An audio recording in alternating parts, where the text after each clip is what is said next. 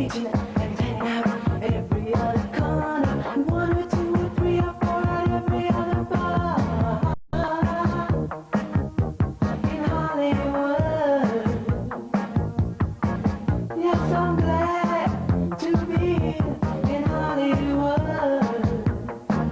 again. With us today is an actress who literally can claim to have transported audiences to seventh heaven. She is also unique in being one of few persons to have portrayed her real-life parent on screen. Welcome to the lovely and talented Gloria DeHaven. And now, here's your man of the half hour, Skippy Lowe. Gloria DeHaven. 8 years old. Started. 9? Well. Put that away. I will. 9.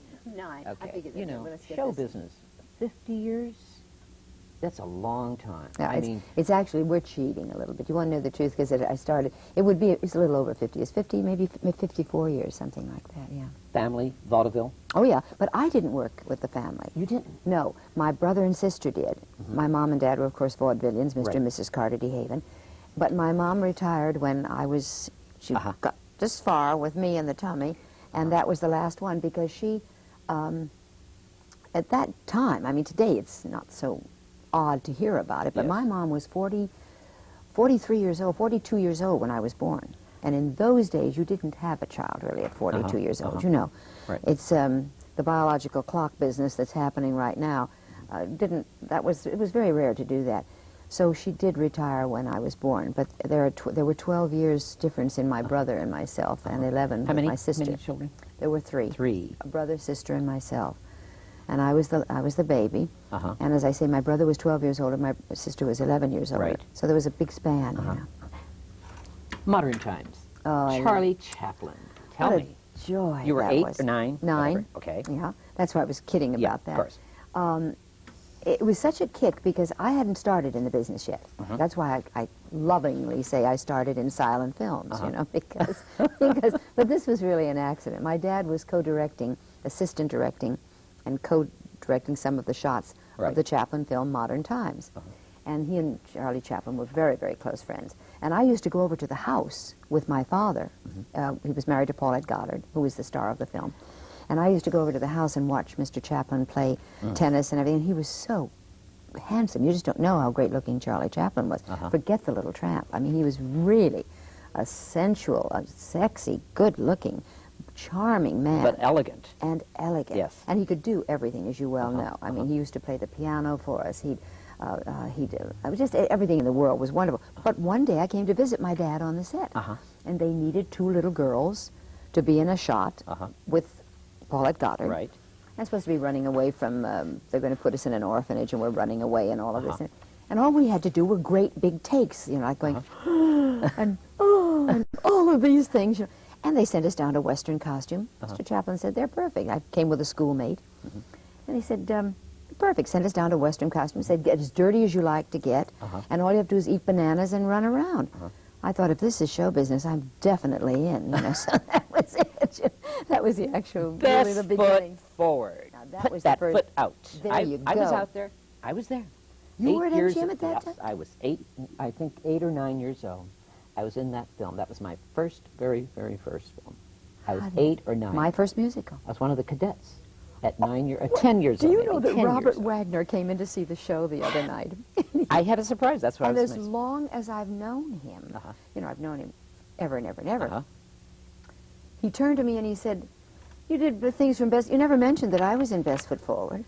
And I said, oh, come on. He said, I really was. And I said, what? I mean, you were, he said, I was going to Black Fox. And he said, they used some of the military. Yes, they did. That's right. It was in Best when I nearly died. I never knew that. But you were too. Now I'm really getting a That family. was your very first big musical break. Yes, and it was that was the contract break. Yes. The contract, MGM. Yes. I had done bit parts in black and white films and some small little things prior to that, but the contract started with Best Foot Forward. But the small in parts you did with Greta Garbo. Oh, yes, but I had had one line. I had one line in a powder room. It was a funny sequence. So George Cukor had known who my parents were and wanted someone to do this little bit. And I had worked on Susan and God with him. And when this bit came up, he said, I want to use Gloria because he said, this is so funny. And the scene takes place in a powder room, and Constance Bennett is supposed to come in the powder room very I didn't work with Garbo, unfortunately, but very upset about the fact that that Garbo's so gorgeous and she's maybe aging a little bit, Constance Bennett, in the scene. And she walks in, and as she walks in the powder room, there's a girl, myself, who was about 15, I guess, looking in the mirror and saying, "Oh, just look at me. I'm absolutely, look at this." And all that Connie Bennett does is she walks in and goes, "Ah!" You know, when she hears these, and that was the scene. Yeah. But it was great fun. But I didn't get to her. I can only say I was in a Garbo film. I didn't see Then what her. happened after Best Foot Forward? I mean, Bestwood was just a series of films. You know better. Skip how many movies we made in a year. That was not like it is now. You could make 5 movies, 6 movies in 1 year, you know. So I went on and did lots and lots of films. they put you under contract immediately. Yes, yes. Did you go to school, study? No, I graduated at, I had my 17, I graduated at 17, and I fibbed at MGM because in order to get the role, I had to have been 18 and I was going to be 18 only a matter of 3 months later, and I thought for 3 months I'm going to fib because they would have had to have a teacher on the set, and they did not want a teacher on the set. Did you go to HPS? Did you go to HPS? No, I went to Marquette. Yeah, on Franklin Avenue. Do you know Marquette? Yes, of course. Yes, Mitzi Gaynor. Because I went to Gaynor and I were HPS. talking I about went to the other day. HPS for 2 years. A lot of us went there. Grew up in Hollywood, Los Angeles. Born and raised. And a lot of people didn't think this. Was born in Good Samaritan Hospital, downtown LA. Yeah, Good Samaritan. So you really know this town? Oh yeah. Oh sure, this is home. Although I'm being a bit disloyal because, as you know, we discussed it spec before the show, just personal things. I live in New York now. I live in New York City, and that's a wonderful town to live in. It's a great city. So I'm torn. You're having a good time then? Oh, wonderful. But I come back and forth. I have 3 children here, and a grandchild, and 1 son in New York. So I'm back and forth all the time. And I work here. Married once? Or no, I was married 3 times. 3 times? Yes. To anyone, tell me some of your... First marriage was John Payne. John. Very, very great famous 20th actor. Century Fox. Right. And I was 19 when I married John. He's doing furniture right now. Isn't he something with furniture? Or is that... No. That's George Montgomery. George Montgomery. Why do I get confused? Dinah Shore's ex-husband. I get confused with those two. He's very, very successful, as a matter of fact, in the furniture. Oh, yes. Very successful. Has been for years in the furniture business. No, John doesn't work now. He lives in Malibu, and he writes. He's doing a lot of writing and things like that. But he looks wonderful.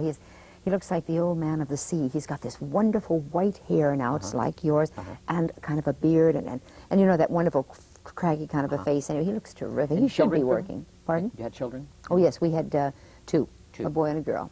My eldest, Kathleen, whose nickname is Clancy. And then I have a son, Thomas John. By the way, John Payne is a descendant of Thomas Paine, of that family. Really? Yes, and they changed the spelling years and years later down the line. It was P-A-I-N-E, and it was finally changed to P-A-Y-N-E, not John, but I mean, generations did it. You did movies it. together, didn't you? No, never worked did a together. Movie with John? Never worked together. He was at 20th, and you were at MGM. Yes, I worked at 20th. I did 2 films there, but not with John. I did one with June Haver, I'll Get By. Great. And then Down Among the Sheltering Palms with Mitzi Gordon Gaynor. McRae, was that I'll Get By? Was that Gordon? I'll Get By was Dennis Day and Bill Lundigan and June Haver, yeah. And then I did Down Among the Sheltering Palms there. 35 films, would you say? No, I've done just close to 30. 30 movies? Musicals mostly? Yes, until the Louis B. Mayer era ended, when he passed away and Doré Shari came in as head of MGM. He allowed some of us who had wanted to do straight roles. And Mr. Mayer felt that if you did something well, don't rock the boat. He didn't want anybody to change what they were successful doing, you know. But Shari did give some of us opportunities to do some straight roles. And I did The Doctor and the Girl, which was with Glenn Ford, a very serious role for me that started my getting into more serious things. Then at the end of the contract, when the contract was finished, the 7 years, I went and worked lots of different studios. But that was the end, really the end of the musical era. MGM was a great studio those days. The commissary used to go. Well, it was fabulous. It wasn't just the commissary. I mean, today I feel so sorry because I have, as I said, 4 children, but the only one I have in the family that's my youngest boy, who's 30, and he was just 30, and he's as an actor, but he's also at NYU now. Is he an actor? Yes, but he's at NYU doing, he's at film school, studying directing and producing and all of that, which is what he ultimately would really like to do. But he is an actor. But he's the only one. The others aren't in the business. I have a girl, 26, who's in the beauty field. My eldest son, Tom, who's 41, is in furniture, as a matter of fact. He's a Finnish carpenter, fine carpentry work. And my eldest daughter is married and not in the business at all. So and she's 40. She was just 43. You seem very happy, Gloria, living in New York. I am. And I have the working- best of all worlds. I Yes, you really do. You're here in Hollywood at the Roosevelt Hotel right now, performing. I am, and loving it. And loving it. 2-week engagement here, and Yes. I understand all your friends were there. Oh, it's what been a turnout. terrific, I tell you. I love this Oh, turnout. it's so nice. Look at this Isn't turnout. that nice? I love it. That Love is it. the... This is Betty White. Uh-huh. But we're going in the right direction. Right. Well, that's Lucille Ball, Uh-huh. myself, Esther Williams, and Betty White, or the other way around, however But we're what a turnout you had at the Roosevelt It was Hotel. wonderful. Who were some of the people actually Oh, really, I mean, you God. had... Well, I just, it's so difficult. I mean, I had all of the people of that era. I mean, with these ladies, of course. Did Dorothy Lamour show up? Dorothy Lamour had, unfortunately, had that nasty flu. Uh-huh. And she was so cute. She called, she's coming in, she'll be in one of these last nights.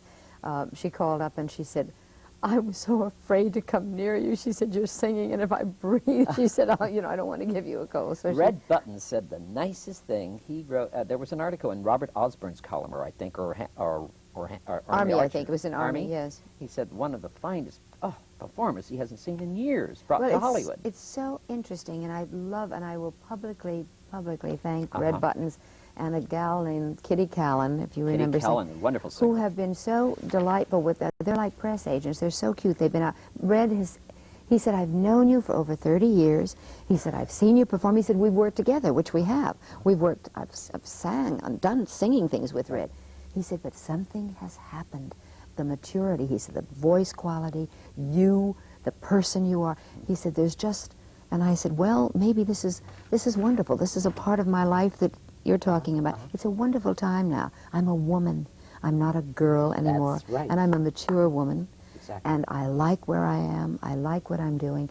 I want to play those kind of And roles now. it shows on stage. Does it? Yes, it really does. Good, It shows that you good. are very content and very happy what you are. You think Well, I have tantrums now and again. I mean, we all go, you know, once in a while. you but only have a pianist, and the piano player only is the wonderful. best, William The- Roy. You don't need any more no, with you William don't. Roy. No. Plus, I felt that what I wanted to do, which had to do with the acting, Skip, it really did. I wanted people to see the way I am today and the way I feel today and where my head is today, which is, I want mature roles. I'm really not out for that old image. It was wonderful when I was there, but it's not. I'm not there anymore. I want dramatic roles. I want comedy, but I want to play the woman I am, a 63-year-old woman who's enjoying life, like the Golden Girls. What's wrong with Right, that? It's terrific, exactly, you know. exactly. And this has been so good for me because Billy alone, just having Billy on the stage, it's just us, and we work off one another and play. And I do some very serious songs. I do some dramatic moments up there, as you saw the show. Then there's comedy, and then the things I did with Mickey Rooney that were duet-type songs. He has a wonderful voice, William Roy, so he does those with me, and we do the harmonies. So we're able to go touch kind of all bases, and I do some comedy. I talk and do some comedy. You seem very spiritual, Gloria. How did you know that? I'm looking at your eyes and the way you're expressing yourself. That's so nice. You are yes. spiritual, yes. Very, very. What is Very. Gloria DeHaven's day like in New York and Manhattan? When she gets up in the morning, what is her day Well, like? I rise earlier, oddly enough, than I would ever imagined that you would rise in New York City. But something is always going on there. And I have a little, who's sitting right over there, I have a little 10-pound mutt, Humane Society adoption that I've had for 9 years. Take it for a walk. And she goes, we go to the park. I walk a lot in New York. It's too. wonderful. Love it. Reebok City. We walk all over the place. You know? It's wonderful. I do a lot of walking. And then there's never a boring, if you don't have lunch to go to, or you don't have an interview that you're going on, or you're not working, there are so many things to do during the day. There are museums, and you can walk to them. I mean, you don't need to drive your car. You know, there are museums. There are screenings. There are fashion things. There are intellectually, it's wonderful. But also, you know what is the best? Now I'm going to tell you the best about New York. And it's a sad thing that you can't do it here. You bump into people in New York.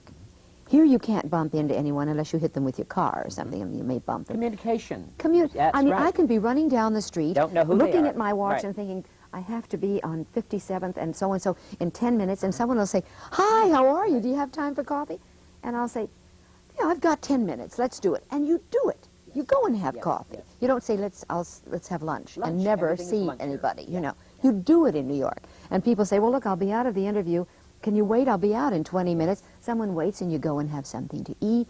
And there's action all the time, something going on, you know, it's Gloria, terrific. you even travel a lot? You've been to Australia? Yes, I do. I travel a lot. But just this last few years, I haven't traveled quite as much. Last 2 years, I've been traveling a lot. But prior to that, I was on a soap for 4 years, Ryan's Hope. Ryan's. And that was limiting. I couldn't leave town. The show didn't Did you enjoy permit it. doing that? I loved it. Did you really? I had done another one in the 60s. I did As the World Turns in the 60s. I like soap opera. It's very, very, it's discipline. It's fast. You have to, you better know your words and come in there and do it because there isn't a great deal of rehearsal. You know, it takes a pro, I think. I admire the young people that do the shows. I see. I think they're very, very good and very gifted. I understand that they're going to be honoring you. Yes, Film isn't League that lovely? Welfare. The Film League Welfare. It's going to be honoring you at the the end Entertainer of the Year. I'm so. Entertainer How of do you the like Year. that? Isn't that lovely? Well, you deserve it, dear. You deserve it. Thank you. You Thank know, you. if anyone who's been in the business as long as you have, I mean, And I'm still going. that's right. And I'm still here. And I'm going to keep going. Oh yeah, I love And it. also also there is a thing at the FM radio. I mean, is it the recording company is going to yes, be doing? they're honoring Charlie Chaplin. Charlie Chaplin, April the 16th. Yes, and I'm going to be there presenting some kind of an award. I'm not sure exactly, but the point is they're bringing in the fact that I did that movie with Charlie Chaplin. when Modern I was- Times. Yes, 9 That's years a old. 100th anniversary, isn't it? It's wonderful. Oh, I'm so excited because anything to do with Mr. Chaplin is Charlie Chaplin. I'm still in awe of that man. And you'll be always will going. be. You'll be going to with June Ellison in Washington D.C. Yes, we're going to do an MGM promo. We're traveling together. We'll be in Washington. We're doing a promotion for MGM. And then we leave also. Then from there we go to Florida. And we're going to... I love traveling with her because we're like sisters. It's like really is two girls in a sailor. Busy. But we're going to be at the very important affair. Sophia Loren is... The AIDS. The AIDS, children with AIDS benefit. Children with AIDS. Yes, yes. Very You're into important. that. Oh, for helping. of course, You, of course. You help a lot of people, Gloria. I try. I really try. And animals. Children and animals are my major causes, yes. So you'll be going with Sophia Loren? She's hosting, it's in the town in, I think it's called Williams, I'm not sure, Florida, where she lives. It's just outside of Miami. And Regine is giving a party for her the night before. Then on the 31st is the big, big benefit show. And June and I are going to be singing and performing together for the AIDS benefit. A big march and Joan Crawford and this. Let's get back with Susan and Gods. Tell me about that. That was great. That was such a Perfect thrill. March. A lot of people didn't know that you were in that film. Oh yes, I played the Joan Crawford's daughter's little oh God, the thorn in her side, the little one that was going to take her boyfriend away from her because she played a little plain Jane, and then of course Crawford gets a hold of her and fixes her off and say that one's not going to outdo you. We'll we'll fix you up. But it was one of the nicest stories when all the hoopla happened about the Joan Crawford book. Yes. We've had many since books. I've interviewed Christina, and Well, I have to say this. I mean, had you not brought it up, I wouldn't. But there are always two sides to a story. True. Joan Crawford was not alive and could not defend herself. They And always no say matter, that. That's and true. no matter what Christina, and I'm not denying No, I that much of this may have happened, and probably did. I don't know. Yes. I'm only saying that I wish there'd been some of the good things about Joan Crawford mentioned in that book, because as far as I'm concerned, it was the beginning of, she helped me so in my career. I came on the set, and I only had a couple of maybe a week's work on it, or 2 weeks' work, and that was very little in the movies in those days. And she came up to me. I mean, I would never have spoken to her. We were in a scene, but I wouldn't. Right. She came up to me, and she said she knew who my parents were. She was well informed about vaudeville days. She had been in that period, as you know. And she said, would you like to have lunch with me? And my teeth, practically. I mean, I walked around for days with my mouth. Someone had to close my mouth. And I thought we were going to go to the commissary. And I thought, wow, I'm going to get into the green room. Because we didn't get to eat in the main room where the big stars were, I thought, I'm going to go to the commissary and ogle all the stars. I was so excited. And she said, how about tomorrow? And I said, wonderful. I didn't sleep all night. Came to work, and lunchtime came. and I'm ready to go to the commissary, and she beckoned her maid in, and a wonderful basket came with, I remember, roast chicken and all fruits and cheeses and wonderful bread and things, and we went into her dressing room, and we had lunch. I never regretted ever going to the commissary that particular time. I went later, obviously, but because in 1 hour, she taught me more than any teacher I could have ever had. She said, the main thing that I remember, she said, you should lower your voice, your speaking voice. And I said, how? I mean, why does one, and how would, I was dumbfounded. She said, well, just speak aloud at home, wherever you are, use your voice. Yes. She said, read everything aloud and lower it and lower it and lower it. And I said, well, how do I do that? She said, well, start up with your normal voice, then take it a step down. Right. As if you were saying, hello there, hello there, hello there, hello there, till you can finally do it no more. And I said, well, what'll I read? She said, the phone book. It doesn't matter. She said, just keep doing it. I did that, and it really improved my singing voice. It improved my speaking voice. Really? Yes, I had a much higher pitched little girl voice, I guess, you know. And, oh, she was so wonderful to me. And years after, anytime she saw me, I remember being in a restaurant many years later in New York, and she made a point of coming across. I saw her, and I would have gone to her, but before I could go to her, she came across the room and said, I told you were going to, something was going to happen to you. And she said, look what's happened. She said, isn't it terrific? And she was wonderful. So I like somebody out there to hear that there was a good thing about Joan Crawford. Everything that was great mentioned. actress. Great she was actress. a wonderful actress. Terrific. Gloria DeHaven, tell me something. Book? How about a book? No. I heard you. You said you were not going to Well, no, I'll tell you, that's sort of, that's not exactly true. I am working on something. I am not sure what I really haven't made the final decision about it. I said to someone who asked me about writing a book, in fact, a gentleman that wanted to work with me, I said, I have to make up my mind whether I want people flipping through the pages of my life. And he said, I want to write that down. I said, well, wait a minute. I said, I just said that's that. That's a good title. I know, but I just said it because that's how I really feel. I like that I'm title. Flipping pages through my life. I have a title protected. Oh, you do? Yes. What is and it? it's a sweet story. I tell it at the Cinegrill, as a matter of fact. Well, when my eldest daughter was about 3, she used to say her little prayers on her knees, you know, with her little hands like that on the bed, and she'd say, and very seriously, I didn't correct her for a long time because I loved it so much. She'd say, Our Father who art in heaven, hallowed be thy name. Hollywood. And she thought that's what it was. So that's the title of the book, Hallowed be thy name. Hallowed be thy name. And I've started it. I started. I'm just not so sure. I don't know. I don't want to do fully a kiss and tell book. I don't feel that way. I don't want to do that. It would start before I was born, actually. It would start with my parents and about vaudeville. Then it would start with my career, and then it would involve people in You have my some life. wonderful memories about your parents. Oh, sure don't you, I do. Gloria? Wonderful. Absolutely. Tell me something.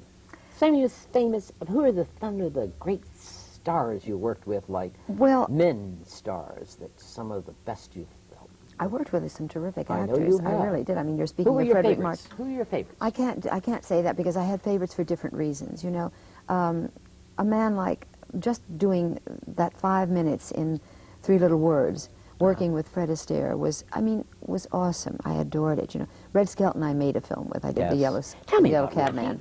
But I worked with Gene Kelly. I worked with Glenn Ford. I worked with Donald O'Connor. I worked with William Powell. I did the Thin Men's pictures. You know, I worked with. I mean, you talk about character people. I worked with Lionel Barrymore. I worked with Frank Morgan. I worked with Walter Houston. I worked with Mickey Rooney. I mean, Gloria DeHaven has worked with on and on. stars in this town. And haven't even mentioned the ladies yet, Yes. so, you know, it was pretty Yeah, terrific. yeah. Judy wasn't bad, Garland wasn't bad. Tell me about Judy Garland. Oh, What kind of a funniest, girl? dearest, warmest, wonderful lady in the whole wide world. Hysterically funny lady. Was she? Yeah, with all the tragedy. Well, when that did she become was in her. tragic? And later in life, Gloria? Funny to say it that way. When did she become tragic? Well, That's like, sad, you know, something, pain, a lot of pain. Pain. Okay. I think the pain came in her more maturing years when there was a battle with the bottle. We all know it. It's not a secret. And pills, and they took over a part of her that wasn't really Judy. And when she was not taking the pills and not drinking, this was the most open, joyous, happy woman. But if she'd get a little bit sad, a little bit depressed, or if something happened in her personal life, it usually didn't happen with career. It's always personal. Yes, Yeah, her always. personal life. Then she would dissolve into depression. Was she and happy would when go she to was pills. married? Every time she's had to be married to be happy. Didn't seem like it. Well, don't you understand? Why do you think you mentioned I was married 3 times? Yes. Why they don't do it today? People live with people. Yes. We didn't do that. I know. If you were going to be with someone, you got married. Yes, yes. And That's on why top it's of 3 it, you had times. children, Yes. you know. Yeah, yeah. And I always thought the first marriage was going to be the only one and ever one in my life. It didn't work out that way. Second marriage, I was hoping for that too. Yeah. And the third marriage. But I think with Judy, that was a simple thing. She did enjoy being with. I do too, except that, you know how long I've been single? I've been single for over 20 years. Over 20 years. I married in the younger years, and that's all behind me now. It's not that I wouldn't want to be with someone and love companionship, but I'm able to function alone now. Those things didn't have, younger years, we weren't like that. We needed a support system, a husband, a parent, relatives. We needed people around. We were not able as much to stand on your own, and we had a studio supporting you. I mean, right. you were blanketed and protected. Family, a you weren't family. out there so vulnerable. Yes. And when all of that left Judy, you know, that's when I think she got frightened and she got scared, you know, and those things, it was tough to take. Yeah. And thank heaven, I thank God every day that You didn't get into. I'm You never never. I got don't into know drinking? why. It was around me, and I'm not a boring person. It's not that I mean, I have my wine. I love to drink wine, and I love. But you had I it love a party. controlled. You had it controlled. I just never was interested in it. I was never interested in heavy booze, and I'm not a pill taker. I just never was, you know. I think, as I say, I thank God every day for that, but it's not something that I was trying to be, you know, Miss Pure, and I didn't believe. I understand. No, it wasn't that at all. It just, I felt I had a high of my own. I never really needed Gloria. it. I still have it. Gloria DeHaven. We need someone in our lives. We need some companionship. Sure I do, but you see, I'm do you fortunate. have, I have my do you have, children. I understand that. And I but do you're have a people. young lady. I have a support You're- system. Of you course do. I do. You I have- have one do you lady have- that happens to be sitting right here today. No, but do you have a man in your life right now, Gloria? Yes, I do. I have male do? friends. You bet I do. That's and they're right. wonderful. Yeah. But one can count those, and they're lucky on Yes. one hand. And I'd say I have 3 people in my life that I adore, that I go out with, and that are very, very important in my life, of course. But I also like what I have. This independence I like. I really do. I like it. I'm not frightened. I'm not So you know lonely. yourself. You know. I'm yes. not lonely. Yes, yes. You know. You appreciate yourself. I can be sometimes Yeah. alone, and that, you know, you can say, oh, gee, I wish someone were Yeah. here. That's different. But I'm not lonely. Lee. Yes, yes. Yeah. Manhattan difference. is great, though. You can. I That's adore. part of it, I think, yes. I understand you're going to be moving out to California, though. Is Well, that I'm going true? to be sharing time now, I think, because I have some things brewing here that will keep me here a lot more than I had, than I had expected. So I think, yes, I'm going to be splitting I'm going to be bi-coastal is what I'm going to You are going to do bi-coastal.